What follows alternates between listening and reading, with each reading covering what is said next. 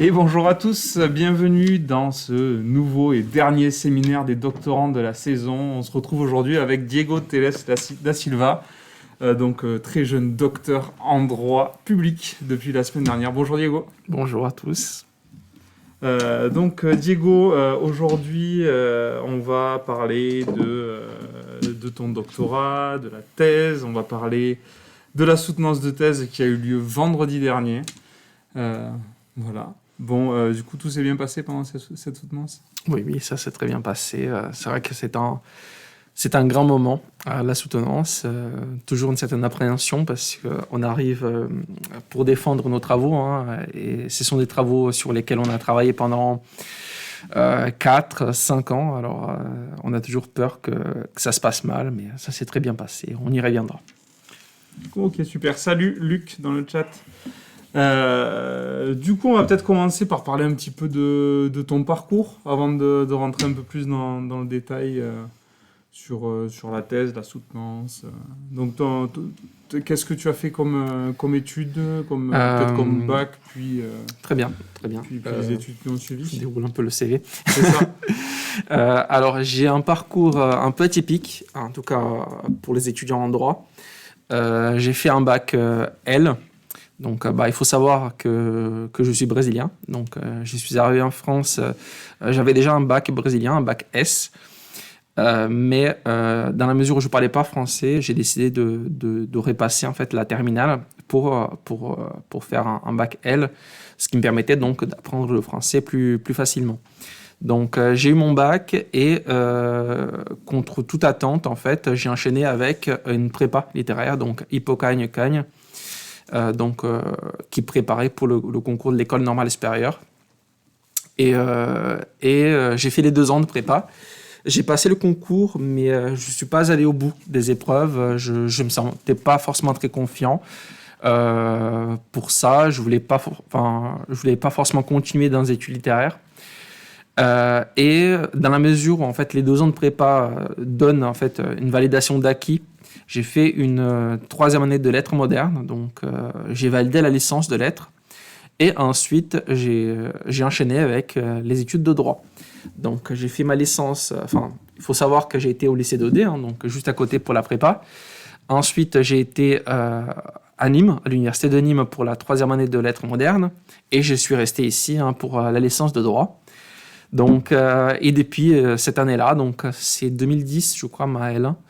Ça date maintenant. Je suis resté dans cette branche. Donc, j'ai fait mon master droit public à l'université de Nîmes également.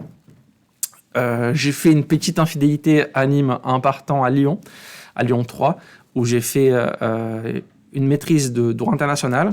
Donc, petit détour dans mes études nîmoises. Et ensuite, je suis revenu à Nîmes pour le doctorat. Donc, en 2016, j'ai commencé mon doctorat en novembre 2016. Et j'ai fini, comme l'a dit Yannick, il y a 3 jours maintenant. Et oui. Bon, très bien. Ouais, donc, c'est un parcours assez linéaire finalement. Il y a une petite classe préparatoire qui n'est pas obligatoire pour faire les études de droit. On peut rentrer de suite après le bac. C'est des filières qui ne sont pas sélectives. Donc, on peut rentrer en licence de droit directement. Bon, après, ça a été donc une réorientation. Et voilà, donc ensuite licence, puis master en droit public pour aller débuter une thèse. La thèse a débuté en quelle année ?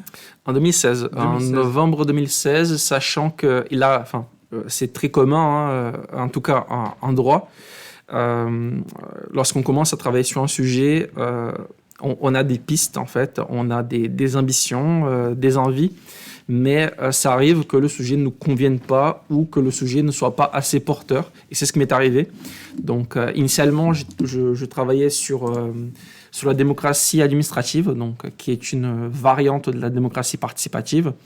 J'ai travaillé pendant 4 mois sur ce sujet-là, et je me suis rendu compte que c'était un sujet un peu bouché. Il faut savoir qu'une thèse est censée aborder un sujet original. On n'a pas l'ambition non plus de renouveler un domaine, d'inventer quelque chose, mais il faut que le sujet soit un minimum original ou qu'il n'ait pas été traité dans les dernières années. Et il se trouve que au mois de février 2017, du coup, donc j'étais en train de travailler sur ce sujet-là, il y a une thèse qui a été soutenue, une thèse de 900 pages sur le sujet que je devais traiter en thèse. Et on s'est dit avec mes directeurs que cette voie était un peu bouchée, que la thèse était très bien en plus, hein, donc je ne pouvais pas non plus aller sur ce terrain-là. Et je commençais donc à travailler sur le sujet de l'irresponsabilité, qui est le sujet qui m'a suivi donc, pendant ces 4 années et demie de thèse. Très bien, merci. Et donc, l'irresponsabilité, donc être irresponsable, ça veut dire quoi en droit?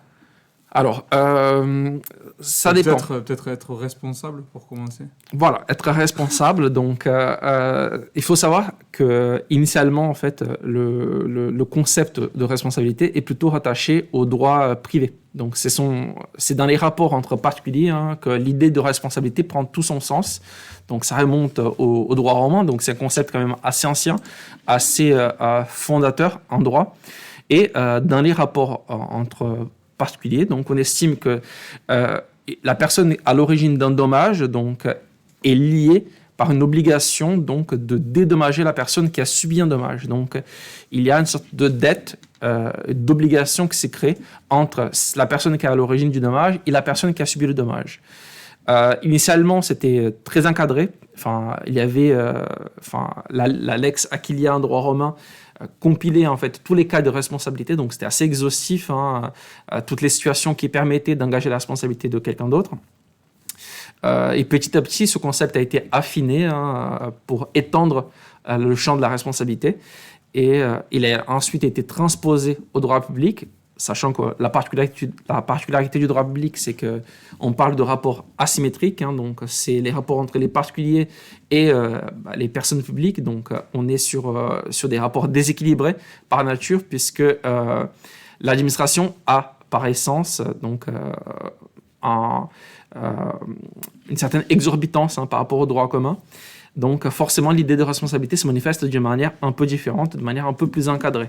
Mais l'idée est toujours la même, c'est que l'État, pour le coup, l'État ou les collectivités territoriales, peu importe, donc soit à l'origine d'un dommage, et à partir du moment où on est en mesure de prouver que ce dommage a un lien avec cette personne publique et que ce dommage a vraiment eu lieu, on peut demander une indemnisation. Oui, parce qu'en fait, pour préciser, tu fais ta thèse en droit public. Tout à fait. On va peut-être donner cette précision-là pour qui est cadrer importante, un peu, parce que c'est vrai que qui est importante, ça paraît naturel quand on en parle, mais ça n'est peut-être pas pour tout le monde. Donc, c'est vrai. Qu'est-ce que c'est le droit public et pourquoi on parle de droit public et droit privé? C'est ce que je disais, c'est vrai que dans les séries américaines, ou en tout cas dans le quotidien, on est beaucoup plus confronté au droit privé. Le droit privé, c'est le droit civil, c'est le droit de la famille, c'est le droit pénal. Quoique le droit pénal est un peu entre les deux, mais on est beaucoup plus confronté au droit privé parce que le droit privé régit, comme je disais, les rapports entre les particuliers. On a un souci avec son voisin, on a un souci avec une personne qu'on a croisée dans la rue, etc. On fait un contrat avec une autre personne, c'est toujours le droit privé. Le droit public a cette particularité de régir les rapports entre les personnes publiques et les personnes privées. Donc, il va essayer d'apporter un certain équilibre entre des intérêts divergents, donc l'intérêt général d'un côté, ou l'intérêt collectif, et les intérêts individuels. Sachant qu'il y a forcément une tension entre les deux, parce que parfois, l'intérêt général, ou entre l'idée d'intérêt général, suppose que certains sacrifices. En droit public, on va parler parfois de rupture d'égalité devant les charges publiques, donc pour justifier une indemnisation, mais la particularité du droit public, c'est qu'on est sur des rapports qui nous dépassent, parce que ça concerne l'État, parce que ça concerne une collectivité, ça concerne les élus. Donc, il y a cette difficulté supplémentaire par rapport au droit privé.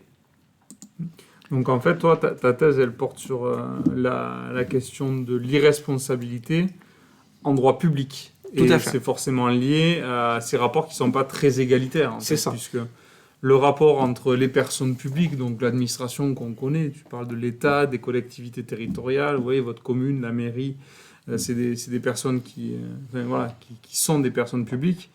Elles n'ont pas les mêmes objectifs que des personnes privées, et du coup, elles ont certains avantages que n'ont pas les personnes privées. Tout à fait. C'est-à-dire que même dans les relations contractuelles, des choses comme ça, on a forcément des relations qui ne sont pas équilibrées, comme dans un contrat de vente entre particuliers, par exemple, où là, ça doit être équilibré. Il y a un prix équivalent à l'objet et la vente se fait.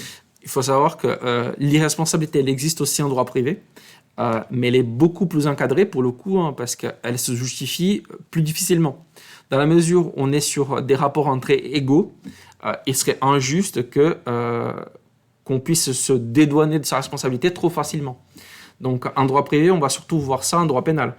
Ça va être l'irresponsabilité pénale parce que on a des problèmes psychiatriques. L'irresponsabilité pénale parce que on est mineur. Ou ce genre de choses. Donc, c'est vraiment dans le cadre pénal où l'irresponsabilité va avoir un sens en droit privé. En droit civil aussi, d'ailleurs, parce qu'on ne peut pas signer un contrat si on est mineur, ou si on est sous tutelle, etc. Mais l'irresponsabilité, ou en tout cas l'incapacité, en tout cas, ça se rejoint un peu, n'aura du sens que dans ces domaines-là, très restreints. Alors qu'en droit public, comme Yannick disait, on est sur des rapports qui sont de base déséquilibrés. Donc, ces rapports-là vont justifier le fait qu'on puisse avoir quelques avantages, en fait, par rapport à... Enfin, l'administration aura quelques avantages par rapport aux particuliers.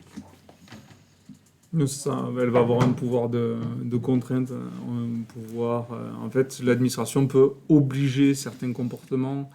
Là où vous ne pouvez pas obliger votre voisin à tailler sa haie, par exemple, l'administration va pouvoir le faire. Tout à fait. C'est dans ce genre de déséquilibre-là qu'on trouve, et donc les dérogations peuvent aller, dans certains cas, jusqu'à de l'irresponsabilité de l'action administrative, en fait. Tout à fait. Et après, ça va se manifester de manière très différente.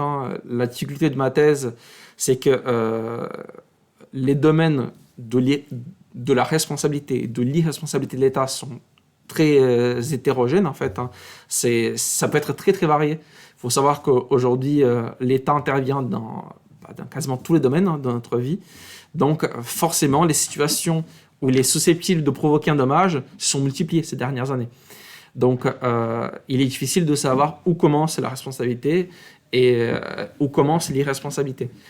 Pour donner, il y a toujours un motif. L'État doit quand même se justifier. Ce n'est pas un choix arbitraire. Pour vous donner une idée, par exemple, l'État peut interdire la fabrication de certaines choses et les fabricants de ces choses-là, je donne 2 exemples concrets. Donc, l'absinthe, ça remonte à loin, au 19e siècle. Lorsqu'on a interdit la fabrication de l'absinthe en France, tous les fabricants n'ont pas été dédommagés, alors qu'ils ont subi un dommage conséquent. Ils ont tout perdu, mais il y avait un motif de santé publique qui justifiait cette interdiction. Donc, ce motif de santé publique était supérieur, donc cet intérêt collectif était supérieur aux intérêts particuliers, donc ce que justifiait cette absence d'indemnisation. C'est arrivé la même chose pour le tabac factice, qui a été interdit en France, pareil, toujours au 19e siècle, et les fabricants qui ont été lésés, finalement, ils ont subi un fort dommage économique, n'ont pas été indemnisés parce qu'encore une fois, il y avait un motif d'intérêt général qui était la santé publique dans les 2 cas. D'accord. Et en fait, ce motif de santé publique va justifier le fait qu'il n'y a pas de responsabilité ? C'est ça. C'est ça. Non, en fait, donc ça veut dire que si l'État interdit une certaine activité de manière générale, et que c'est basé sur un motif de santé publique, l'État n'a pas à indemniser. Alors, là, Parce que tu disais que certains avaient été indemnisés, mais c'est juste de la bonne volonté de l'État. Voilà. L'indemnisation qu'ils avaient alors, reçue. là, je parle de santé publique, mais c'est le spectre en fait de l'intérêt général est très vaste. Il n'y a pas de réelle définition de l'intérêt général, ce qui permet à l'État donc de l'invoquer de plusieurs manières différentes. Ça peut être la sécurité intérieure, ça peut être la séparation des pouvoirs. Ça peut être la stabilité des institutions, ça peut être énormément de choses différentes, et il va s'adapter à la situation. Donc, pour l'absinthe et pour le tabac factice, ce qui justifiait, c'est que le fait que ces 2 produits soient dans le marché crée un danger en fait, pour la population, donc un danger pour la santé publique, donc il était légitime de l'interdire. Première chose. Et ensuite, il était légitime en plus pour l'État de ne pas indemniser ces personnes parce qu'il y avait un motif supérieur qui justifiait cette interdiction. Est-ce que c'est lié au fait que c'est l'interdiction portée sur la production ou sur la consommation sur le territoire?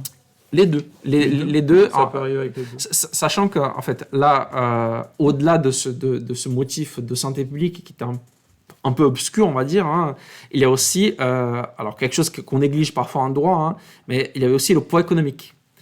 Il faut savoir que, bon, c'était pas des activités de masse non plus, hein, mais ça aurait eu un coût économique très important pour l'État d'indemniser tous les fabricants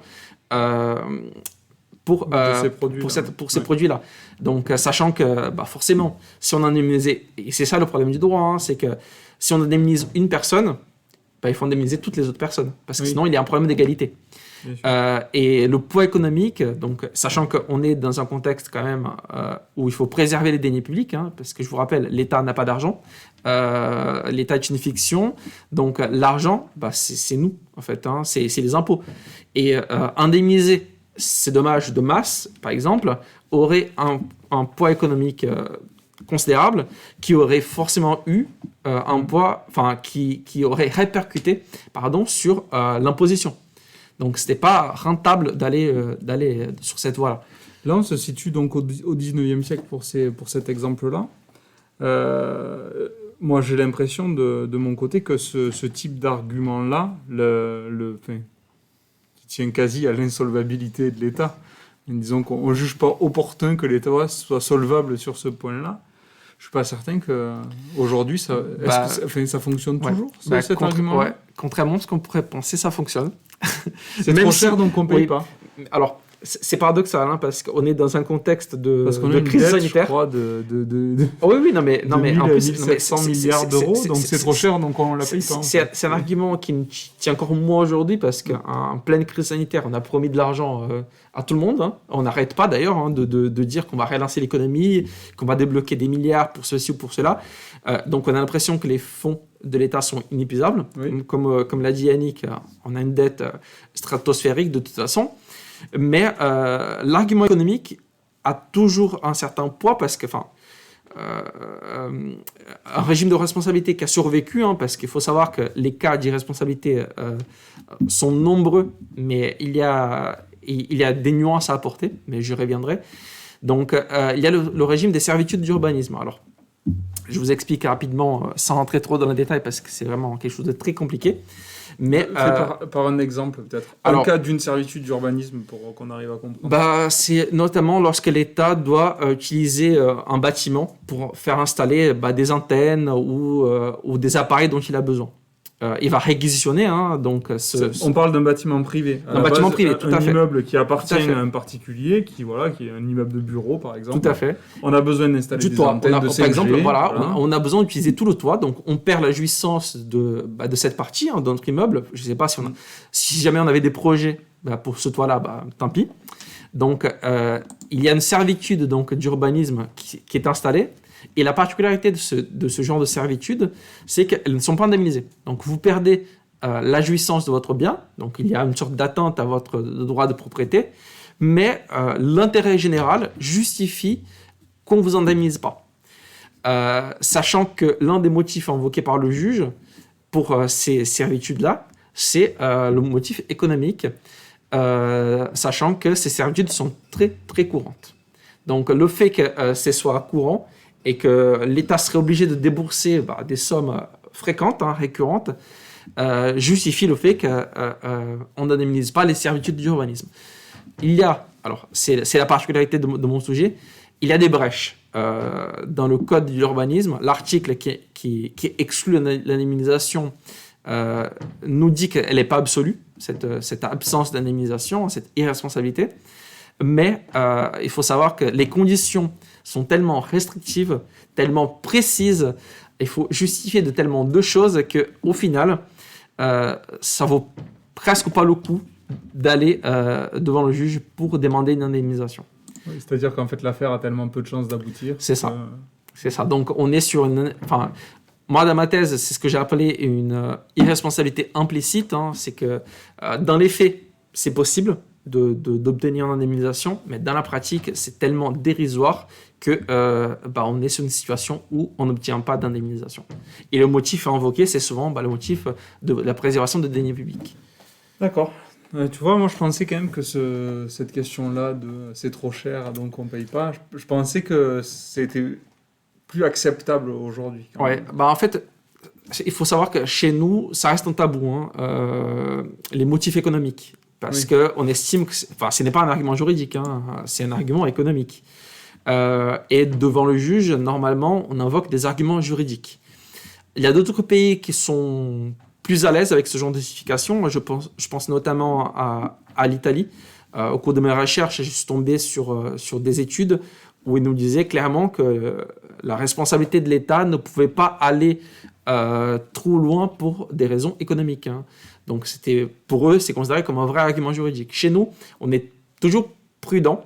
Les juges, parfois, ne vont pas le dire, mais il faut savoir que les décisions des juges, et ça peu importe le pays, ce sont des décisions d'opportunité. Donc, en dépit de la règle de droit, il y a une interprétation qui est faite de la règle de droit, et même si le juge ne dit pas de manière explicite qu'il y a un motif économique derrière, il l'entend quand même dans son raisonnement.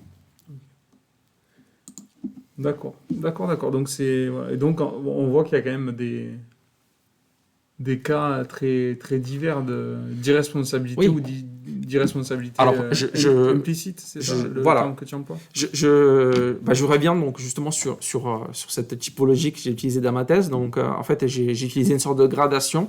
Donc, pour moi, il y a trois cas d'irresponsabilité.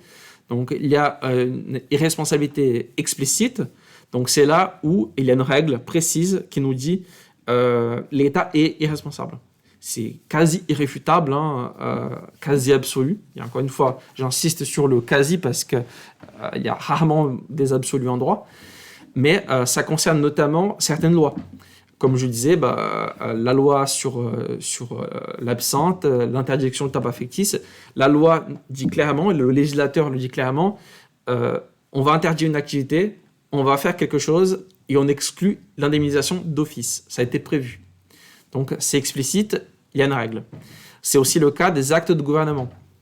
Alors, les actes de gouvernement, là aussi, on est sur des choses très complexes qu'on ne croise pas forcément au quotidien, mais ce sont notamment des décisions, par exemple, la décision de faire un référendum, la décision de nommer tel ou tel ministre, la décision de faire ou de ne pas faire une enquête, de saisir le Conseil constitutionnel.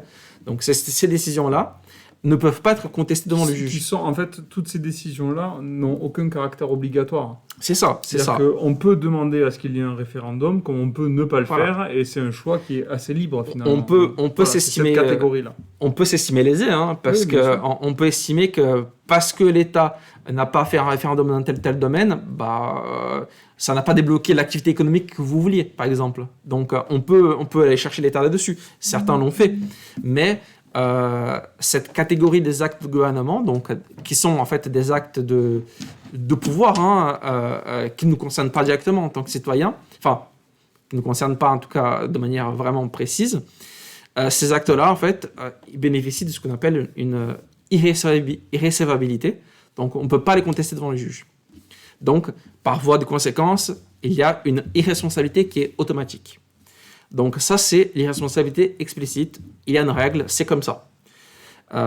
Sachant que la justification dans ce genre de cas, c'est que ce sont des actes du pouvoir exécutif ou du pouvoir législatif, et on estime que le juge n'a pas la compétence pour aller empiéter sur ce terrain-là. Imaginons, le président décide de ne pas faire un référendum. Si jamais on était en mesure de contester ça devant le juge, ça voudrait dire que le juge a la compétence pour dire au président ce qu'il doit faire, ce qu'il ne doit pas faire. Et ça, c'est impossible. Donc, l'irresponsabilité est justifiée par ça, par la séparation des pouvoirs. Ensuite, il y a les cas d'irresponsabilité implicite. Alors, l'irresponsabilité implicite, ce sont toutes les situations où, en apparence, on peut obtenir réparation. En théorie, on peut obtenir réparation. Il existe en tout cas un régime de responsabilité qui le permet. Mais dans la pratique, c'est dérisoire. Et c'est presque comme si l'État nous faisait une fleur de temps en temps. en nous accordant C'est une le cas des indemnisation. servitudes. Alors, c'est le cas des servitudes d'urbanisme, c'est le cas des opérations militaires aussi. La France intervient à l'étranger, quelqu'un est à l'étranger, il estime qu'elle a été lésée par la France, il peut demander une indemnisation, mais bon, en théorie, c'est quasi impossible. C'est aussi le cas des traités internationaux. La France va signer un traité international et on estime que finalement, on a été lésé par l'application de ce traité international. En théorie, on peut aller contester cette décision, enfin obtenir une réparation, mais ça n'arrive quasiment jamais. Oui. Donc ça, c'est l'irresponsabilité implicite. Et ensuite, on va aller plus loin, mais là, c'est une catégorie un peu plus abstraite, on va dire, c'est le sentiment d'irresponsabilité. Le sentiment d'irresponsabilité, c'est en fait les situations, principalement, hein, où on va subir un dommage. Ce dommage est lié à l'État. En tout cas, il a participé à ce dommage. On va obtenir une réparation. Donc, on va un cran au-dessus. Hein. L'irresponsabilité, normalement, se caractérise par l'absence de réparation. Là, vous allez voir une réparation, mais on ne va pas désigner le responsable. Souvent, ça va passer par des fonds d'indemnisation. Donc, vous connaissez sans doute l'affaire du sang contaminé, l'affaire de l'amiante. On a créé des fonds d'indemnisation et l'expression qui est devenue célèbre, hein, c'est l'État est responsable mais pas coupable. Ce qui fait qu'en fait, on va dépersonnaliser la responsabilité, on va indemniser les victimes. Ça arrive aussi pour des actes de terrorisme, par exemple. Et par contre, à aucun moment, on va dire c'est l'État qui est coupable, c'est l'État qui est responsable. Et ça crée un sentiment d'irresponsabilité parce que les victimes estiment que l'État n'a jamais assumé sa responsabilité, n'a jamais reconnu qu'il a participé au dommage. Et certaines victimes, pas toutes, estiment que c'est trop facile de payer, d'ouvrir le portefeuille et de dire oubliez que vous avez subi un dommage. Donc ça, c'est le sentiment d'irresponsabilité qui, pour le coup, est plus abstrait, donc, parce qu'on peut le voir partout finalement, hein, mais qui a du sens parce que aujourd'hui, en tout cas en France, les fonds d'indemnisation se multiplient pour énormément de domaines et on a l'impression que c'est un moyen pour l'État de se déresponsabiliser parce qu'il paye mais sans reconnaître qu'il est responsable. Est-ce qu'on peut considérer, si on parle par exemple du fonds d'indemnisation sur les essais nucléaires, enfin des choses que je connais moi un peu mieux, du coup je vais sur des terrains où je suis un peu plus à l'aise, est-ce qu'on peut considérer aussi que ces fonds d'indemnisation, ils sont créés parce qu'on est sur des thématiques sur lesquelles les éléments de la responsabilité sont pas faciles à démontrer? Ouais, Duralex, Sedlex, dit Luc, effectivement. Mais en fait, je m'explique rapidement, c'est pour le cas des essais nucléaires, on a quelqu'un qui va développer une pathologie qui est liée qui peut être une pathologie liée à une exposition à des rayonnements ionisants. Mais arriver à prouver qu'on a développé cette pathologie parce qu'on n'était pas loin d'un essai nucléaire à tel moment, c'est quasi impossible à faire parce qu'on n'est pas capable de déterminer si un cancer de la thyroïde il est lié ou non à une exposition. On peut savoir si on a été exposé, on peut savoir qu'on a la pathologie, mais faire le lien entre les deux, scientifiquement, aujourd'hui, on n'est pas capable de le faire. On ne sait pas dire si c'est lié ou pas. On peut dire l'exposition a créé un risque, vous a fait perdre une chance de rester en bonne santé, vous avez un risque de plus d'avoir développé cette pathologie, mais rien ne démontre que cette pathologie, vous ne l'auriez pas développée si vous aviez pas été exposé. Est-ce qu'on peut prendre le contre-pied de cette démonstration en disant oui, mais c'est de l'irresponsabilité parce que si on mettait... c'est un fonds d'indemnisation parce que si on mettait en place un régime de responsabilité, personne ne serait indemnisé parce qu'on ne serait pas capable de faire le lien entre la faute, quelque part, et le préjudice. Alors, c'est intéressant que tu parles des essais nucléaires parce que justement, c'est un cas que j'aborde dans ma thèse, mais que j'aborde plutôt sous l'angle de l'irresponsabilité implicite. Parce qu'il faut savoir qu'initialement, en tout cas, les essais nucléaires étaient considérés comme un cas d'irresponsabilité. Oui. Donc, l'État était irresponsable parce qu'il a, on revient sur ce que je disais tout à l'heure, hein, il y a un motif de souveraineté. En fait, les essais nucléaires, c'était la manifestation de la souveraineté de la France. Hein. On avait le droit de faire ces essais-là. Il en allait, en fait, dans l'intérêt général. sécurité notamment, ça a été justifié comme ça en tout cas. La France n'a pas fait ses essais dans le vide. Il y avait un objectif, on va dire un objectif politique, etc. Et petit à petit, on a admis que c'était quand même injuste que les personnes qui avaient subi ces dommages-là, parce qu'il y a eu aussi les progrès de la science. Hein. Il faut savoir qu'à une époque, quand même, on ne faisait pas forcément le lien entre les rayons ionisants et les maladies qui se développaient. On a essayé de créer un régime de responsabilité dans ce domaine. Hein. En tout cas, c'était la volonté au départ de responsabiliser l'État. Mais comme disait Yannick, le lien de causalité posait problème. D'ailleurs, on était très strict dans l'appréciation de ce... Rapidement, pour rappel, il y a 3 éléments pour la responsabilité. Pour que quelqu'un soit déclaré responsable, il faut un fait générateur, une faute en général, un préjudice que quelqu'un a subi, et un lien entre les deux. S'il n'y a pas ces 3 éléments, il n'y a pas de responsabilité. Voilà. Et donc là, c'est sur le lien de causalité qu'on a du mal à établir. C'est ça. Et parce que oui, le préjudice, il était certain, hein, la personne était malade, donc ça ne posait pas de problème. A priori, le fait dommageable, c'était les essais nucléaires, donc là aussi, ça ne posait pas de problème. Mais le lien entre les deux était compliqué à établir. Sachant qu'on avait une approche très stricte, il fallait être dans telle ou telle zone géographique, il fallait avoir été dans telle ou telle zone à tel moment. Il fallait prouver scientifiquement que la maladie avait un lien avec les essais nucléaires, sachant que les progrès de la science ne le permettaient pas. Même aujourd'hui, c'est pas facile à établir. Donc, on a fait le choix donc d'un régime hybride. Hein. On est entre un régime de responsabilité et un fonds d'indemnisation. Le problème, c'est que ce fonds d'indemnisation est toujours aussi strict. Dans l'appréciation de victimes, en fait, il établit ce qu'on appelle une échelle des victimes. Hein. Il y a des victimes qui méritent d'obtenir indemnisation et des victimes qui ne méritent pas d'obtenir indemnisation. Donc, rien que cette hiérarchie des souffrances, hein, cette hiérarchie des victimes suscite déjà un certain sentiment d'irresponsabilité, hein, parce qu'on a l'impression que l'État fait le tri et n'indemnise que les dommages les plus choquants, on va dire, hein, du point de vue de l'opinion publique. Mais c'est vrai que dans certains cas, c'est le défaut du lien de causalité qui va pousser à créer un fonds d'indemnisation. Mais si on regarde l'exemple des actes de terrorisme, on a créé un fonds d'indemnisation pour des raisons logiques. Hein, on n'est pas toujours en mesure de savoir qui est à l'origine des dommages. Est-ce que c'est la personne qui a commis l'acte de terrorisme? Est-ce que c'est le groupe qui a commis l'acte de terrorisme? On ne peut pas les traîner devant la justice. Donc, comment faire pour indemniser ces victimes? Donc, on a un fonds d'indemnisation.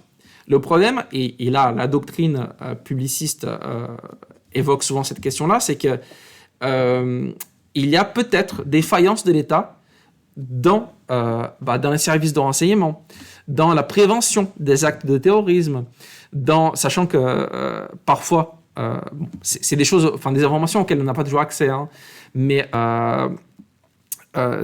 certains attentats ont été notifiés avant qu'ils aient lieu, mais ça n'a pas forcément été pris au sérieux, etc. Donc, on estime que ces fonds d'indemnisation pourraient devenir un vrai régime de responsabilité à cause de ces défaillances de l'État. Donc, même si on ne peut pas effectivement attaquer le responsable direct de l'attentat, on peut attaquer l'État parce qu'il n'a pas fait le nécessaire pour empêcher l'attentat. Donc, c'est ces débats délicats, hein, bien sûr, mais qui ont du sens et qui suscitent... et qui suscite des interrogations par rapport au curseur où placer la responsabilité, où placer l'irresponsabilité. Oui. Oui, tout à fait. Non, c'est vrai. Alors, moi, je me pose la question, est-ce que on pourrait substituer le terme de... Alors, je suis pas cool, hein, mais bon, la soutenance a été faite, donc j'ai le droit maintenant. Le terme sentiment d'irresponsabilité, moi, j'aurais quasiment tendance à le qualifier de sentiment d'injustice. Oui, mais ça se confond. Parce que c'est ça se confond. En fait, ce qu'il faut savoir, c'est que le domaine de la responsabilité, de manière générale, c'est un domaine très sentimental. On va... Mais parce que tu es un grand sentimental. Non. On va devant le juge parce qu'on estime qu'on a été lésé. Et c'est vraiment un sentiment. Parce que parfois, on a l'impression d'avoir été lésé par l'État. Et ce n'est pas forcément le cas. Donc, ce qui va motiver les personnes à aller devant le juge, c'est déjà un sentiment d'injustice, comme tu dis. Oui. C'est le sentiment que l'État a fait quelque chose et ça nous a lésés, d'une manière ou d'une autre. Et ce sentiment-là d'injustice est encore plus fort dans certaines situations. Parce que on estime que l'État, et là c'est quelque chose qui a évolué au fil des années, hein. Aujourd'hui, l'État intervient de plus en plus, hein. On est dans un contexte d'État-providence, et nos exigences vis-à-vis de l'État sont de plus en plus marquées aussi. Et plus, en fait, plus on attend de choses de l'État, et plus on a envie qu'il soit responsable pour le moindre risque, pour la moindre petite chose qui puisse arriver dans notre vie. Donc oui, sentiment d'irresponsabilité, mais c'est aussi un sentiment d'injustice. C'est aussi, comment dire, un sentiment que l'État n'a pas fait assez pour prévenir le dommage, par exemple. Est-ce que, moi j'ai l'impression en plus que pour aller juste l'étape d'après, que on a tendance à vraiment personnifier ça, surtout en ce moment. Oui, oui. On le voit avec le président Macron. Tout à fait, qui subit les foudres de tout le monde. Alors, tout à fait. Justifié, pas justifié, nous c'est pas notre problème ici. Mais le fait est que, en connaissant un peu le mode de fonctionnement des institutions françaises, on ne peut pas reprocher au président de la République toutes les actions de l'État, hein. Malheureusement, il n'y a pas assez d'heure dans une journée pour qu'il décide de tout. Et on personnifie ça, et c'est vraiment... j'ai l'impression que récemment, on a passé le cran supplémentaire. Pas de tenir l'État responsable de tout, mais de tenir le président de la République responsable de tout. Ou les ministres. Hein, ou les ministres aussi, dans certains cas. Et c'est quand même assez fou, ce sentiment. C'est une tendance, en fait, qui est assez marquée et que j'évoque ma thèse, en fait, à travers la pénalisation de l'action publique. Ce qu'il faut savoir, c'est que normalement, ça concerne les élus ou les personnes publiques en général, hein, ou les ministres, normalement, en fait, ils disposent d'une certaine part d'irresponsabilité. Parce que vous savez, ils exercent un métier compliqué. Donc, tout ce qu'ils font, en fait, ne les conduit pas forcément devant le juge. Parce que sinon, ils ne pourraient pas agir. Ils auraient les mains liées très souvent. Et on remarque que les victimes, lorsqu'elles ne sont pas en mesure d'obtenir une indemnisation, devant le juge administratif, hein, elles vont devant le juge pénal. Elles essayent d'attaquer la personne pour non-assistance à personne en danger, sur des motifs divers et variés. Et en fait, de plus en plus, les élus et les personnes publiques en général, qui normalement sont confrontés au juge administratif, hein, qui est un juge qui comprend les difficultés d'exercer en fait ces missions-là, ils sont confrontés au juge pénal. Parce qu'il y a une personnification des dommages et des injustices qu'on a pu subir. Et ce qu'on veut, et c'est ça toute la particularité de l'irresponsabilité, c'est que parfois, ce qu'on veut, c'est même pas être indemnisé. On veut que le coupable soit puni. Oui. Et là, on dépasse un cap. Et c'est pas ça la vocation de la responsabilité administrative. Hein. La responsabilité administrative, sa vocation est de rétablir la personne dans sa situation antérieure. Donc, imaginons qu'elle a subi des dommages équivalents à 1 000 euros. L'objectif du juge, c'est de lui donner 1 000 euros pour qu'elle soit à la situation d'avant. Sauf que les personnes ont tel sentiment d'injustice qu'elles estiment que non seulement il faut avoir ces 1 000 euros, mais il faut que la personne qui a commis le dommage, qui les a traumatisés, par exemple, hein, soit punie. Et c'est pas ça la vocation de la responsabilité administrative. Est-ce que tu as trouvé, ou même cherché, parce que c'est pas forcément nécessaire dans le cadre d'une thèse en droit, des travaux en psychologie qui expliquent ce phénomène-là, je sais pas, est-ce que... Alors, j'ai essayé d'explorer. Bien sûr, hein, ce n'est pas du tout la vocation de ma thèse, hein, de faire de la psychologie sociale, donc j'ai pas fait d'études de terrain, j'ai pas fait de vraies enquêtes là-dessus, hein, mais plusieurs études juridiques, en fait, s'interrogent, des études juridiques et sociologiques, hein, s'interroge sur ce changement de paradigme, en fait, hein, et ces études-là concluent à 2 choses. Première chose, c'est qu'il y a eu un changement de paradigme social, c'est-à-dire que la montée de l'individualisme a fait qu'on supporte de moins en moins de subir un dommage au nom de la collectivité. Et l'irresponsabilité repose là-dessus, hein. Elle repose sur une certaine acceptation du fait qu'on vit en société. Donc c'est normal d'accepter des inconvénients de subir certains inconvénients, tout à fait. Et avant, c'était tout à fait acceptable, même d'aller très loin dans cette acceptation. Et petit à petit, avec la montée de l'individualisme, la multiplication des droits individuels aussi, hein, ça devient de moins en moins acceptable. Psychologiquement. Et ensuite, à côté de ça, il y a aussi le fait que la légitimité de l'État est en train de se détériorer. Et ça rejoint ce que tu disais sur Emmanuel Macron. Il faut savoir qu'il a subi une vague de contestation inouïe en France avec les Gilets jaunes. On a enchaîné avec la crise sanitaire. Forcément, on a tendance à lui mettre sous le dos des choses qu'il ne maîtrise même pas. Après, il a vécu un mandat. Voilà. Donc, en termes de... Et ce qu'il faut savoir, c'est qu'en fait, plus l'État, plus le pouvoir politique est légitime, et plus on est prêt à accepter l'irresponsabilité. Parce qu'on se dit, bon, l'État, il fait son travail. Donc, si jamais, de temps en temps, ça lui arrive de faire une bêtise, on va dire comme les choses simples, on le pardonne. Donc, on ne va pas exiger une indemnisation, on va laisser passer. Il y a une part d'acceptation. C'est ça, en fait, on va laisser passer. Ouais. Par contre, plus l'État suscite de la défiance, plus l'État suscite de la contestation, et moins on est enclin à lui pardonner ses erreurs. Oui. Donc, accepter son irresponsabilité. Parce que là, je vous parle d'irresponsabilité administrative, mais on ne parle pas d'irresponsabilité politique. Parce que le président, les ministres, les députés ont aussi une irresponsabilité politique. Et donc, ils ne nous rendent pas de compte, vraiment, il n'y a pas d'obligation, mais ça se ressent aussi dans la matière administrative. Complètement.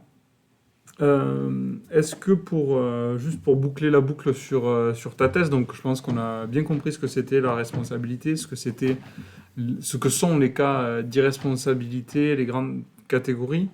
Toi, en fait, ton travail de thèse, ça a été de faire ça, de rentrer les cas dans des grandes catégories et de théoriser en fait les catégories d'irresponsabilité. Alors, ma thèse est un travail de théorisation, donc de l'irresponsabilité. Là aussi, je ne vais pas forcément rentrer dans le détail, mais il faut savoir que l'irresponsabilité administrative est un sujet qui est un peu négligé en droit public, parce qu'on estime qu'aujourd'hui, en tout cas, c'est à moitié vrai, l'État a accepté d'endosser la responsabilité pour énormément de choses. Donc, on a créé énormément de régimes de responsabilité au fil des années. Donc, on s'est dit que l'irresponsabilité était devenue quelque chose d'un peu obsolète, en tout cas négligeable. L'objectif de ma thèse est de dire non. L'irresponsabilité est encore très présente. Il y a une survivance de l'irresponsabilité aujourd'hui. Et là, je montre où. Je montre pourquoi. Donc, d'où cette classification des cas d'irresponsabilité, donc explicite, implicite, le sentiment d'irresponsabilité. Donc, je redéfinis l'irresponsabilité, je classe les cas d'irresponsabilité, et à la fin de ma thèse, donc c'est le troisième axe de réflexion, c'est de montrer qu'il n'y a pas d'incompatibilité entre l'irresponsabilité et les exigences de l'état de droit. Parce qu'on a eu tendance à dire que l'irresponsabilité était contraire en fait, à l'équité et à l'état de droit. Normalement, l'État doit respecter les règles de droit, il doit agir dans le cadre du droit. Et en fait, lorsque je me suis plongé sur la question, j'ai découvert que la Constitution n'interdit pas les cas d'irresponsabilité. Le Conseil constitutionnel, lorsqu'il s'y penche sur ces questions-là, lorsqu'il est confronté à ces questions-là, il n'est pas contraire. La chose sur ce qu'il va dire, c'est qu'il ne faut pas qu'il y ait des cas d'irresponsabilité trop absolus. Il ne faut pas que l'État aille trop loin de l'irresponsabilité. Mais il ne l'interdit pas. Et de même, le droit européen, qui est un droit supranational, donc, qui encadre les États, n'est pas contraire ou totalement hostile à des responsabilités. Il a la même démarche que le Conseil constitutionnel. Il dit la responsabilité peut exister, il faut juste qu'elle soit encadrée et limitée. Et c'est le cas en France. En parlant comme ça, on a l'impression que l'État est responsable d'un énorme domaine, mais ça reste des domaines assez précis par rapport à l'infinité d'actions de l'État. On ne parle que de ça. Oui, voilà, c'est ça. Et il faut dire que l'État est majoritairement responsable pour ses activités, pour les dommages qu'il va engendrer. Ok, bon, très bien. Donc un gros sujet quand même avec... Donc ça donne une thèse de combien de pages pour que les gens se représentent à peu près le volume que ça peut faire? Environ 600 pages. À peu près 600 pages. Donc ça fait un pavé à peu près gros comme ça. C'est ça. Voilà. En A4 bien sûr, parce que quand même, faut pas rigoler. Déjà, félicitations pour ce travail. Je pense que tout Tout le monde est d'accord pour ça. C'est quand même un gros chantier. Et avant de terminer, étant donné que tu as fait ta soutenance de thèse très récemment, ça peut être intéressant que tu nous expliques comment ça se passe, enfin rapidement, le doctorat, Alors, comment ça se passe, puis et comment on en vient à la soutenance. Voilà. ok. Et ensuite, on parlera un petit peu du déroulement de la soutenance. Ok. Il faut savoir que le doctorat est un diplôme que vous faites dans votre cours. Alors, c'est très différent de la licence, du master, où vous êtes dans une salle de classe, où vous faites ça avec vos camarades, avec vos enseignants, etc. Le doctorat, non. Le doctorat, c'est quelque chose où vous allez travailler 90% du temps, voire plus, parfois tout seul. On parle en droit, là. Hein. Voilà, en droit, hein. Oui, Une en matière droit. où il n'y a pas de Bien sûr. manipulation, il n'y a Voilà, pas de vie de labo. il faut savoir qu'en droit, on ne fait pas d'études de terrain, on ne fait pas d'expérience. C'est un travail très abstrait. Hein. Vous ouvrez des bouquins, vous faites des recherches tout seul. Bien sûr, vous avez un directeur ou deux directeurs de thèse hein, qui vont vous suivre dans vos démarches, mais qui vont surtout vous aiguiller. Hein. Ils ne vont pas faire les choses à votre place. Tout le travail de recherche, et c'est à vous de le faire. Ils vont juste valider toutes les étapes. Donc, pendant 1 an, 2 ans, vous allez faire que lire. Vraiment, vous allez être dans votre bureau tous les jours et lire des trucs, prendre des notes et accumuler en fait du matériel. Avec cette accumulation donc de matière, vous allez faire un plan, donc au bout de 2 ans environ, hein, donc un plan de thèse, sachant que comme Yannick disait, en général, on est quand même en droit hein, sur entre 400 et 600 pages, c'est un peu la moyenne. Et un plan comme ça, rien que mon plan, il faisait déjà 35 pages. Donc, et ensuite, vous allez essayer, et je dis bien essayer, de rédiger votre thèse basée sur ce plan-là. Et basée sur ces 2 ans de recherche que vous avez fait. Donc là, c'est un processus très laborieux, hein, la rédaction, parce que vous allez rédiger les choses, ne pas être content, devoir rédiger à nouveau, etc. Et une fois que c'est fait, une fois que vous avez tout rédigé, vous allez envoyer ça, vos directeurs vont valider hein, le manuscrit, et vous allez envoyer ça à des membres d'un jury donc, qui vont venir évaluer votre travail lors d'une soutenance de thèse. Il faut savoir que la soutenance de thèse est donc un peu l'occasion pour vous de défendre en fait, votre théorie, votre thèse, hein, défendre vos idées. Donc, un jury est composé toujours donc, de vos directeurs de thèse ou de votre directeur de thèse, de 2 rapporteurs, d'un président qui va donc organiser ce jury et éventuellement un examinateur. Donc, après, une fois que le manuscrit a été envoyé à toutes ces personnes, les 2 rapporteurs, hein, qui sont très importants, vont vous envoyer un pré-rapport. Ils vont vous autoriser à soutenir, parce que s'il y a des soucis majeurs hein, dans votre travail, on peut vous refuser la soutenance. Vous êtes autorisé à soutenir et en même temps, ils vous disent ce qui ne va pas dans votre thèse. Ça vous prépare un peu pour le jour de la soutenance, pour que vous ne soyez pas non plus trop surpris hein, par les événements. Et sur la base de ces 2 pré-rapports, vous viendrez ensuite le jour J pour défendre vos travaux. Et donc, la soutenance, Alors, ça se passe comment ? Alors la soutenance, c'est très simple. Vous avez déjà fait votre travail. Hein. Le plus gros du travail, c'est la rédaction. Vous n'allez pas revenir sur votre manuscrit, c'est fait. Ils ont lu d'ailleurs, hein, les membres du jury. Donc, vous faites une présentation de 10 minutes, hein, donc c'est assez rapide par rapport au volume de travail. Et ensuite, chaque membre du jury va intervenir tour à tour pour vous donner ses impressions positives dans un premier temps, pour faire ses remarques sur votre travail et surtout pour poser des questions. Il faut savoir que la soutenance est l'occasion de dissiper certains doutes, d'approfondir certaines choses et de vous interroger sur certains choix qui ont été faits. Parce qu'il faut savoir que même si on écrit 500, 600 pages, on fait des choix, en fait. Hein. Il y a des choses qu'on met de côté, il y a des choses qu'on approfondit, des choses qu'on n'approfondit pas, etc. Et ils vont vous interroger notamment sur ces questions-là. Donc, quand on a 5-6 membres du jury, chacun va intervenir tour à tour pour nous interroger et pour essayer de nous titiller un petit peu hein, par rapport à notre travail. Ça peut être très bienveillant, ça peut être aussi assez costaud. Mais c'est un vrai exercice, c'est comme un oral, hein, imaginez que vous êtes un oral d'examen, mais où vous n'êtes pas forcément là pour débiter ce que vous avez appris, vous êtes là pour défendre ce que vous avez écrit. Ça dure combien de temps à peu près? Alors, en moyenne, ça dure entre 2h30 et 4 heures. Ça peut durer plus longtemps, ça arrive. Ça arrive que certains sujets suscitent des vives réactions. Et du coup, on peut dépasser les 4 heures même. Hein, mais, C'est pas forcément mauvais signe. Non, bien Parce sûr. En général, bien sûr. quand c'est très mauvais, il n'y a pas besoin d'en parler longtemps. C'est ça. Ouais. Mais en général, ça dure au moins 2h30. Hein. C'est rarement moins de temps que ça. Hein. C'est quand même un travail, comme on le disait, hein, de 400 à 600, voire même plus. On a des thèses de 800 pages qui existent. Il faut quand même prendre le temps de débattre un peu des sujets. Il y a quand même, c'est un exercice qui est très protocolaire, très académique en fait. Hein. Ça répond à des canons bien établis et donc voilà, il y a un jeu d'échange avec le jury qui est obligatoire. Et surtout, on est sur des travaux qui ne suscitent pas forcément l'adhésion. C'est vos idées, hein. Vous défendez une théorie, vous défendez votre thèse. Les membres du jury ne sont pas là pour être d'accord, hein, mais ils sont là quand même pour comprendre votre démarche. Donc l'objectif de la soutenance, c'est aussi de vérifier si vous maîtrisez pleinement votre sujet, mais aussi si vous maîtrisez les enjeux de cette question que vous êtes en train d'évoquer. Okay. Et donc toi, ça s'est quand même plutôt bien passé, tu me disais tout à l'heure. Oui, ouais. Personnellement, ça s'est très bien passé. J'avais déjà assisté à quelques soutenances de thèse, donc je connaissais l'exercice. Hein. Je savais que l'objectif pour nous, c'est pas de nous asseoir et d'attendre des compliments, c'est de venir nous interroger, de faire des critiques aussi.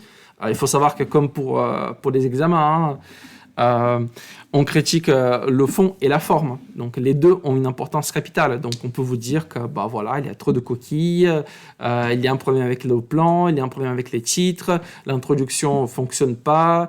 On peut vous dire des choses assez précises sur votre travail. Je suis plutôt content. J'ai passé un bon moment. Il faut pas venir trop stressé. Hein. C'est une étape compliquée. Mais en même temps, il faut être détendu parce que le plus gros du travail a été fait. Et il faut défendre ses idées avec conviction. Et c'est vrai que j'ai eu des questions auxquelles je ne m'y attendais pas. Il y a des membres du jury qui sont allés me chercher assez loin par rapport à mes travaux, hein, qui m'ont demandé de justifier certains choix. Mais j'estime avoir répondu quand même comme il fallait. Enfin, ce n'était pas forcément la réponse qu'ils attendaient, hein, mais en tout cas, j'ai défendu ma position. Et à la fin, une fois que tous les membres du jury ont exprimé leur avis, on part, un peu comme lors d'une audience, hein, et on revient un quart d'heure, 20 minutes après, cette délibération pour le verdict, hein, où on vous annonce si vous avez obtenu le grade de docteur et votre mention, même si aujourd'hui les mentions n'existent plus dans les thèses de droit. Et oui, malheureusement. Moi, j'étais passé très juste. Moi, juste avant le décret. J'étais passé la dernière année avant la fin des mentions. Mais on le fait encore aujourd'hui. C'est ce qui a été fait. Hein. Le truc, c'est que les mentions me servaient d'échelle, en fait, oui, pour apprécier si les travaux étaient dans la moyenne, s'ils étaient au-dessus de la moyenne ou pas. Et c'est vrai que c'est assez perturbant, en tout cas en droit, hein, de ne plus avoir les mentions. Donc, par tradition. C'est vrai que c'est quelque chose. C'était un thermomètre. On était très, très attachés. C'était un vrai thermomètre de la réussite. Hein, surtout si on vise une carrière universitaire, il fallait avoir telle mention. Et c'est vrai que par tradition, on le dit encore. J'ai assisté à une soutenance l'an dernier. Ils ont dit quelle était la mention. Cette année, moi aussi, ils ont dit les mentions n'existent plus, mais on vous donne la mention. Donc, parce que c'est un vrai point de repère, hein, pour nous. Oui. C'est sûr. Bon, après, ça n'empêche pas que ce soit quand même du bon travail. C'est juste que ça n'apparaît plus sur le diplôme. C'est assez dommage. Donc, Luc nous dit sacré projet. Effectivement, c'est sûr que c'est un gros projet. Du coup, toi, ça a duré 4 ans. Ouais, 4 ans et demi. 4 ans et demi, oui, c'était 4 ans entre novembre et la soutenance. Entre le moment... Entre l'inscription et la soutenance. C'est ça, entre l'inscription et le moment de la soutenance. Sachant que la soutenance, il faut rendre son manuscrit 2 mois avant. Hein, donc là, j'ai pas bossé sur ma thèse depuis le mois de fin mai, quoi. Fin avril. Oui, non mais oui, bon. Du coup, c'est sûr que c'est un sacré projet. Toi, quel a été le meilleur compliment que tu aies reçu Le meilleur compliment... Oui, bah, c'est mon directeur de thèse hein, qui a dit que... Lequel? Nicolas Font, Oui. qui a dit que j'avais fait la thèse qu'il rêvait que je fasse. C'est pas mal. Voilà. C'est pas mal, c'est pas mal. Donc, c'est vrai qu'on était sur... Enfin, on a fait un peu la genèse du projet. Hein. Il faut savoir que, comme je l'ai dit, l'irresponsabilité est un sujet qu'on n'étudie plus trop en droit public. Hein. La responsabilité, on étudie beaucoup. Il y a énormément de thèses sur la responsabilité, mais l'irresponsabilité, on n'étudie quasiment jamais.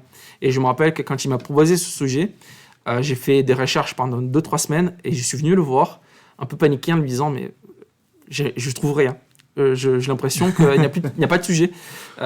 J'ai trouvé un article qui faisait 20 pages à l'époque. Je lui dis, mais il a tout dit, en fait. Mais c'est marrant parce que tu sais que mon sujet, c'était Nicolas aussi qui me l'avait soufflé. Ouais, parce que, je sais pas, il aime bien les sujets que personne n'a traités. Et je sais que d'autres enseignants lui avaient déjà dit, hein, non, il n'y a pas de sujet. Et lui, il a persisté. Ouais. Et c'est vrai que, après cette période d'hésitation du début, j'ai continué à creuser.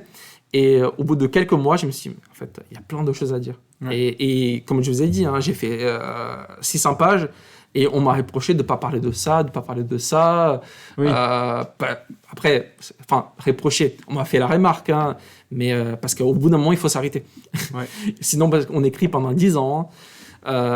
Et contrairement à ce qu'on pourrait penser, mais j'ai l'impression que ça revient un peu à la mode, hein, parce que là, avec la crise sanitaire, on parle de plus en plus d'irresponsabilité.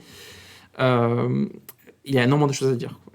Ouais, effectivement. Et du coup, pour que ce soit bien balancé tout ça, c'est quoi la pire critique que tu as reçue sur ton travail après, pas forcément pendant la soutenance, parce que c'est un moment particulier. La pire critique... Le truc qui t'a le plus embêté, alors je dis ça parce que des fois, on reçoit une critique où il faut... retravailler toute une partie, on n'a vraiment pas envie de le faire. Oui, alors c'était pas forcément pendant la soutenance, c'était avant. Le début de ma thèse était assez historique parce que j'aime bien l'histoire du droit, la philosophie du droit, et je voulais aborder l'irresponsabilité d'abord sous l'angle de cette évolution historique, conceptuelle, philosophique, et mes deux directeurs ont dit que cette partie-là était trop longue. Et c'est vrai que j'ai dû couper, hein, il y a 25 pages environ, et qui sont allées, pas dans la poubelle, hein, mais qui ont été coupées de la thèse, et j'ai dû donc réécrire une section entière de ma thèse, qui représente donc environ 25 pages, et ça m'avait fait du mal, parce que c'est vrai que lorsqu'on a écrit quelque chose, et qu'il faut recommencer, alors qu'on a ce sentiment d'avoir fini, c'est très compliqué. Et je l'ai fait très tardivement. J'ai fait ça en mars de cette année. Oui. Donc, j'avoue que je suis allé à reculons. Hein. Vraiment, je voulais pas. Et finalement, et surtout, j'avais l'impression que je trouvais pas d'idée en fait pour remplacer cette partie-là. Et j'ai dû batailler pour trouver une idée. Par contre, c'est vrai qu'une fois que j'ai trouvé l'idée, ça a été très facile à rédiger. Une fois que j'ai accepté aussi, je pense que il fallait faire le deuil. Voilà, exactement. Il y a toutes les étapes du deuil. Une fois que j'ai accepté qu'il fallait que je le fasse, j'ai écrit ces 25 pages en moins d'une semaine. Hein, et c'est vrai que dans l'économie générale de la thèse, je trouvais que ça avait encore plus de sens en fait cette partie-là que ce que j'avais fait avant, qui était un peu érudit, hein, mais que n'apportait pas forcément beaucoup au sujet. Cette partie-là était plus concrète en fait que ce que j'avais fait précédemment. Donc finalement ils avaient raison. Oui. tu le dis, c'est dur de le dire, oui. Oui, non, mais ils avaient raison. Ils avaient raison, même si voilà, après il y a toujours on me demande de faire des... Il faut savoir que la thèse, c'est pas un travail d'équipe. Hein. Vous faites des choix. Ils vous disent ce qui est bon, ce qui n'est pas bon, mais vous avez toujours le choix hein, de dire non, j'ai l'intime conviction qu'il faut faire comme ça. Vous prenez un risque, évidemment, mais c'est un équilibre entre les choses que vous avez choisies, votre manière d'aborder les problèmes, hein, et coupé au montage, dit Luc. les suggestions, et je dis bien les suggestions de vos directeurs de thèse, parce encore une fois, ils ne vous obligent pas à faire. Moi, j'aurais pu garder en tant que tel mon chapitre, Mais j'ai Après, décidé de les écouter. tu vois, là, moi, j'ai écouté tous les séminaires parce que j'étais souvent en train de faire la régie. J'en ai animé quelques-uns quand on n'avait pas d'animateur.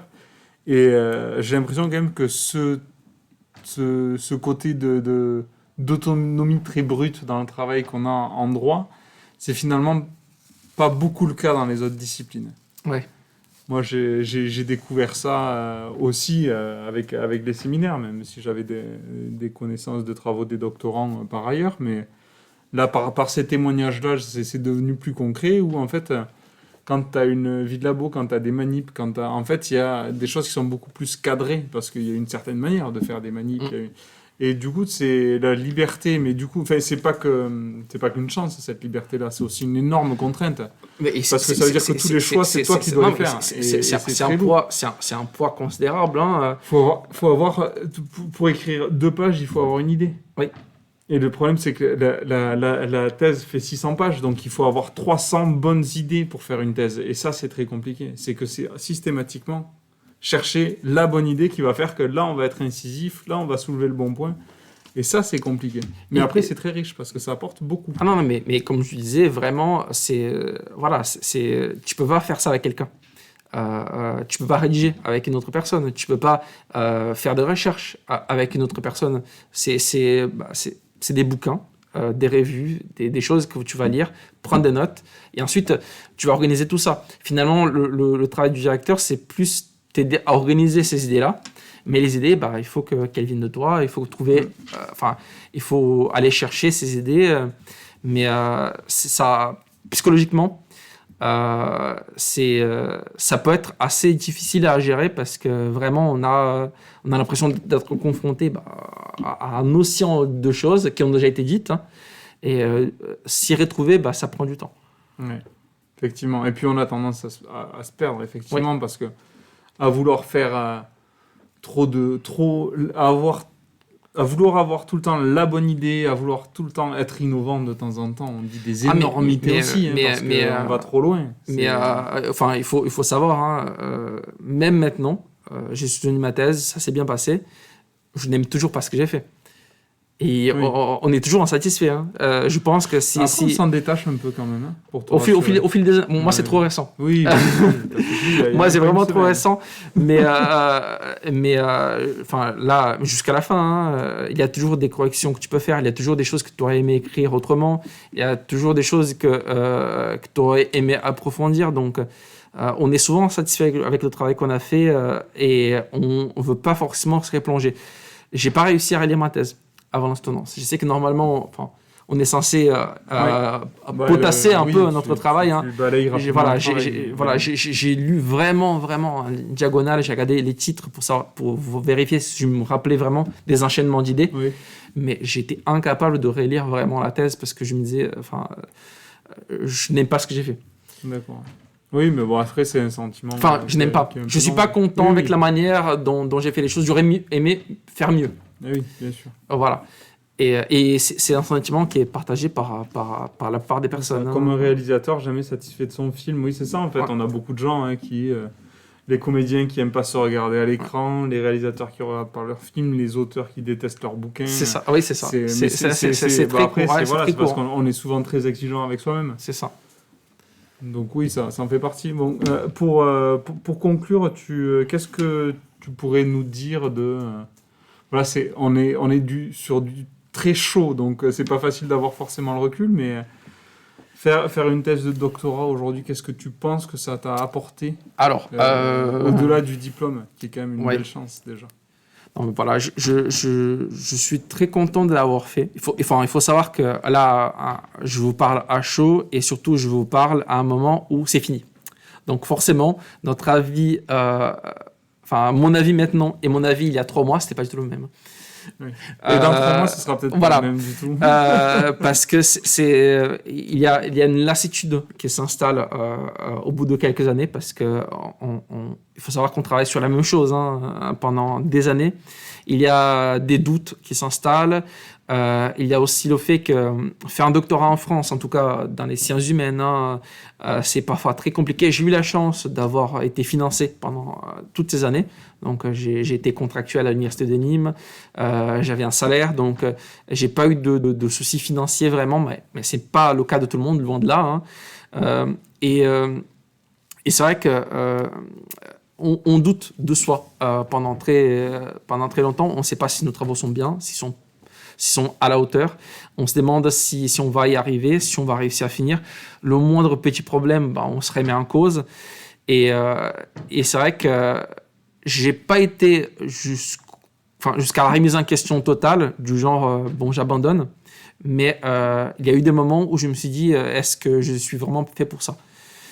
Et aujourd'hui, en fait, je me rends compte que ce travail-là m'a quand même beaucoup appris sur moi, sur mes limites, sur ce qu'on est capable de faire, sur le fait de relativiser aussi certains échecs, certaines choses.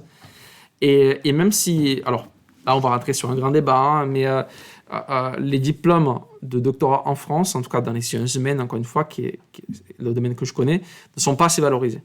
On a un diplôme, professionnellement, ça ne garantit rien, ça s'enchaîne avec rien de concret. Ça ouvre des portes, ça c'est sûr, mais est-ce que les efforts, la récompense, en tout cas professionnellement et financièrement aussi, on ne va pas se le cacher, sont à la hauteur des efforts qu'on a fournis pour arriver jusque-là? Je ne suis pas sûr. Il y a des pays où c'est très bien, où c'est très valorisé. Ce n'est pas forcément le cas en France. Mais bon, ça, en termes d'accomplissement personnel, je pense que c'est quand même quelque chose qui nous marque et qui nous apprend beaucoup. Et aujourd'hui, si tu as un étudiant de fin de master ou vraiment tout début de doctorat, tu recommanderais de faire une thèse ou pas ? Ou tu mettrais en garde de quelle manière ou, qu'est-ce que tu recommanderais ? Quelqu'un se dit, je pense que j'aime bien la recherche. J'aimerais bien. Je pense que la première recommandation, en tout cas la première mise en garde presque, c'est le fait que c'est un long travail. On a tendance à sous-estimer. Il faut savoir qu'en théorie, le diplôme dure 3 ans, mais en tout cas en droit, ce n'est jamais le cas. Ça dure 4, 5 ans, voire plus. Il faut dire à la personne que financièrement, ça peut être compliqué. Surtout qu'on a tendance à se comparer avec nos collègues. On sort de master, normalement on rentre dans la vie active. Et là, c'est pas votre cas. Pendant des années, vous allez rester un étudiant, peut-être un étudiant plus, mais vous êtes quand même étudiant. Et ce décalage en fait avec vos camarades, vos collègues, les gens de votre famille peut être assez compliqué, d'autant plus que souvent vous êtes le seul à comprendre ce que vous faites. Votre entourage ne comprend pas forcément en quoi consiste votre travail. Le fait que vous soyez à la maison des journées entières, ce décalage est difficile à vivre aussi. Et moi, la première chose que j'aurais tendance à demander, c'est il faut avoir un projet. Il vaut mieux avoir un projet professionnel, il vaut mieux savoir pourquoi on fait une thèse. Faire une thèse pour faire la thèse, je pense que ce n'est pas une bonne idée. Dans mon cas, c'était une carrière universitaire. J'ai voulu faire le doctorat pour poursuivre une carrière à l'université. Ça peut ouvrir d'autres portes aussi, mais je pense qu'il faut bien savoir, il ne faut pas que ce soit un caprice, quoi. Il ne faut pas, j'ai mis à la recherche, je vais faire une thèse.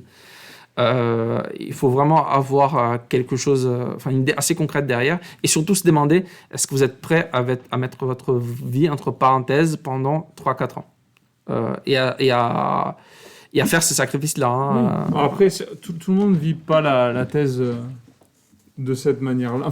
Aussi fortement. Il y a plein de doctorants qui conservent une vie famille, ça reste quand même qui deviennent papa ou maman pendant la thèse. Ça arrive aussi. Mais c'est vrai que c'est pas le moment le plus facile parce que la thèse accapare énormément. C'est ça. Et surtout, comme votre entourage ne comprend pas forcément ce que vous faites, parfois il y a des disputes qui sont déclenchées parce que, évidemment, vous manquez de temps. Ça exige un investissement qui vous oblige, par exemple, à ne pas sortir le week-end, qui vous oblige d'ailleurs à ne pas prendre des vacances pendant l'été. Parce qu'il faut savoir que si vous avez une activité professionnelle, l'été est la période où vous avancez le plus. Donc tout le monde part en vacances, et vous restez... moi, ça m'est arrivé tous les étés de ma thèse, enfin jusqu'à maintenant. Juillet, août, c'était à la maison pour rédiger la thèse. Et c'est vrai que c'était les périodes où j'avançais le plus. Mais pas de vacances. Donc ça peut être frustrant pour vous, mais aussi pour votre entourage, que vous manquiez de temps à leur consacrer. Donc il faut savoir tout ça avant de se lancer. Il faut avoir la bonne motivation, être conscient de ce que ça peut apporter aussi. Et, c'est ça. Et voilà, de l'épreuve que c'est aussi, parce que même si... après, on essaie de mettre en place plein de choses pour que les doctorants fassent leurs travaux dans de bonnes conditions. Ça reste une épreuve. C'est ça. Et ça, il faut en être conscient. C'est-à-dire que même si on essaie de progresser sur le bien vivre sa thèse, mettre en place des bonnes dynamiques, il n'en reste pas moins que c'est une épreuve qui est lourde. C'est ça. Donc on peut pas... Voilà, il faut pas...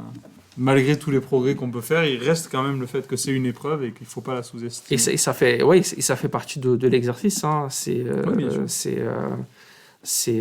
Il faut juste en être conscient. Oui, c'est ça.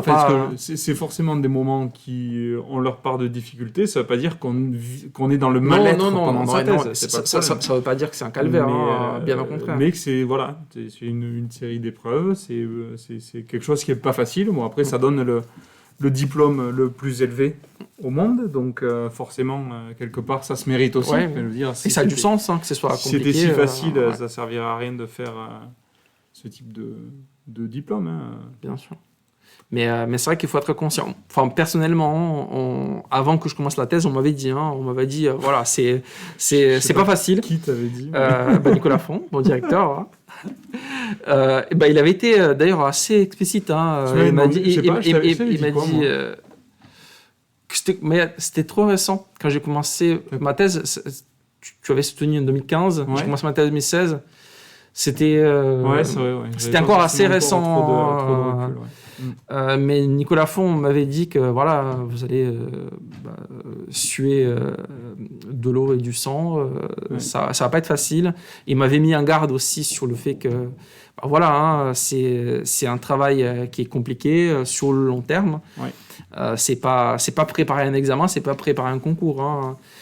Non, moi j'ai eu l'impression d'avoir été prévenu, mais après ce n'est jamais pareil. Même quand on sait ce que ça implique, chacun le vit différemment. C'est ça. Ouais. Et oui. Bon. Très, très bien. Merci beaucoup, Diego. Toutes nos félicitations. Tu es félicité par le chat également. Donc, c'est une belle épreuve. Merci en plus d'avoir pris le temps là, de partager ce moment avec nous pour avoir tes réactions à chaud. Parce très à chaud. Là, on s'est dit, quand on a calé le calendrier des séminaires, que ça pouvait être sympa que tu viennes juste après la soutenance.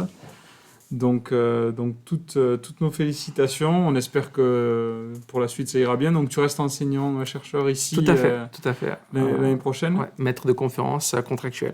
C'est ça. Donc, à partir du 1er septembre. Dès la rentrée de septembre. Donc, vous pourrez croiser Diego Teles da Silva dans les couloirs dès l'année prochaine.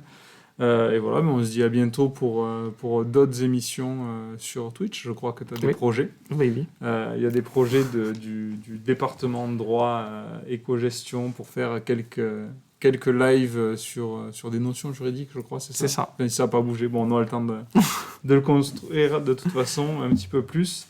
Voilà, donc c'était la dernière du séminaire des doctorants. Donc merci à tous d'avoir suivi. Un grand merci à tous les doctorants qui ont participé. Merci tout particulier à Julie Régis qui a coordonné tout ça depuis le début.